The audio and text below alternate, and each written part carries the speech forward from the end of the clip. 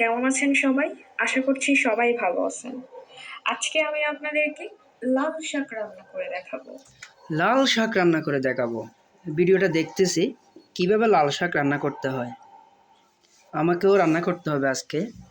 আমি মসজিদ থেকে আসার সময় লাল শাক নিয়ে আসছি। এই যে লাল শাক, এখন এটা রান্না করতে হবে। কারণ হচ্ছে আমি 2-1 দিন ধরে ব্যাচেলর আছি। রান্নাটা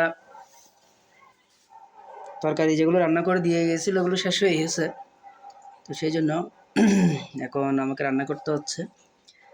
তো দেখি, সাহস করে নিয়ে আসলাম।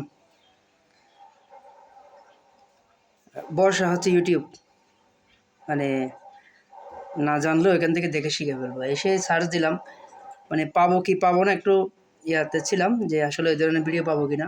এসে সার্চ দিলাম শাক রান্নার রেসিপি, পেয়ে গেলাম। এখন এখান থেকে দেখে দেখে রান্না করব, শিখবো এবং রান্না করব। আমি 2-8টি লাল শাক নিয়েছি। ছোট ছোট টুকরা করে কেটে নিব আমি। ছোট ছোট টুকরা করে কেটে নেব। আপনারা দেখবেন লাল শাকের ভিতরে যেন কোনো ঘাস না থাকে। আচ্ছা ঠিক আছে। ভালোভাবে দেখে টুকরা করে কেটে নেবেন। আচ্ছা ঠিক আছে। আমি এখন ভালোভাবে লাল শাকটাকে ধুয়ে নিয়েছি এখানে। ওকে। 6 থেকে 7 বার আমি পানি দিয়ে ভালোভাবে লাল শাক ধুয়ে নিয়েছি। আচ্ছা আপনারা চেষ্টা করবেন শাকটাকে ভালোভাবে ধুয়ে নেওয়ার।